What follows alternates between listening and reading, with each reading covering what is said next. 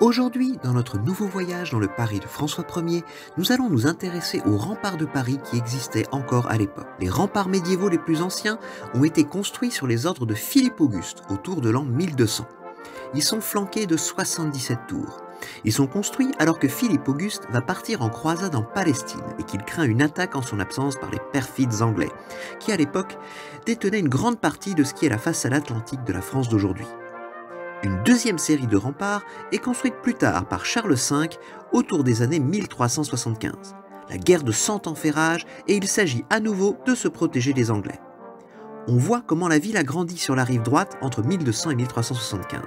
Sur la rive gauche, les remparts de Philippe Auguste restent la principale protection de la ville car l'extension sur cette rive a été moins importante.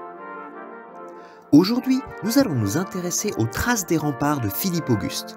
Les vestiges les plus spectaculaires se trouvent rue des Jardins Saint-Paul dans le quartier du Marais. Ces ados parisiens jouent sans le savoir dans ce qui étaient les douves longeant les remparts, qui ici font 7,5 mètres de haut. On voit également le vestige de deux tours. Celle qui a été à moitié détruite pour laisser passer la rue Charlemagne près du lycée du même nom s'appelle la tour Montgomery. Ce nom provient du duc de Montgomery, Gabriel de Lorge.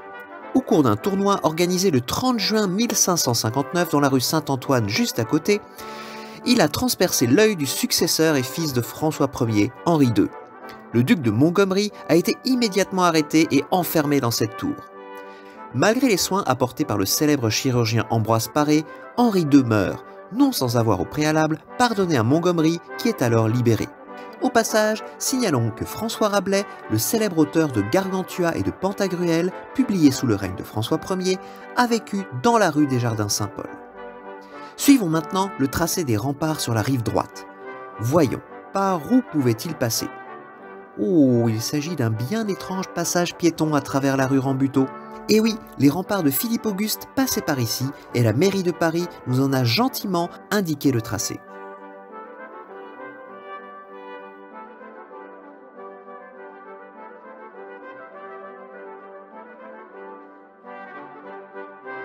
Sur la rive droite, il ne reste guère plus de vestiges des murailles de Philippe Auguste et des portes qui permettaient de les traverser. On le doit notamment à François Ier, un grand démolisseur, qui en 1533 fait démolir toutes les portes et les murailles sont petit à petit détruites au gré de la construction des nouveaux bâtiments. Il faut dire que la ville est en plein boom démographique et que l'enceinte de Charles V plus périphérique permet de protéger suffisamment Paris. Il reste néanmoins quelques indices de la présence des murailles et des tours.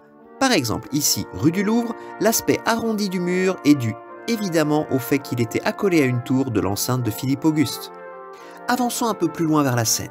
Le Louvre lui-même faisait partie du système défensif de Philippe Auguste.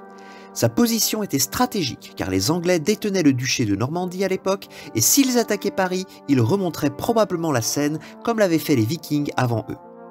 Au début du règne de François Ier, le Louvre est encore une forteresse médiévale, mais le roi va changer cela. Notre François Ier, grand démolisseur, en 1528 fait raser le donjon central, celui dont on peut visiter les fondations encore aujourd'hui.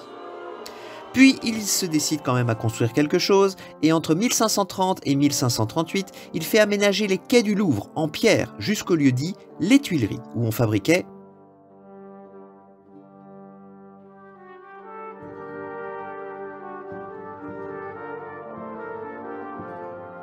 des tuiles. Le terme de Tuileries deviendra désormais définitivement lié au Louvre. C'est vers la fin de son règne, en 1546, que sont lancés les véritables travaux de transformation du Louvre par Pierre Lescot, travaux que François Ier ne verra jamais achevés puisqu'il meurt une année plus tard. Mais poursuivons notre trajet le long des remparts de Philippe Auguste et traversons la Seine. En face du Louvre, une tour permettait de défendre les quais de la rive gauche, la tour de Nesle. Elle fut finalement démolie en 1665.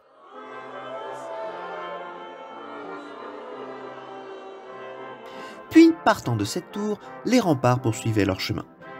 Un morceau de ces remparts est encore visible entre les lycées Henri IV et la rue Mouffetard, situation étrangement symétrique avec le lycée Charlemagne sur l'autre rive que nous avons vu précédemment.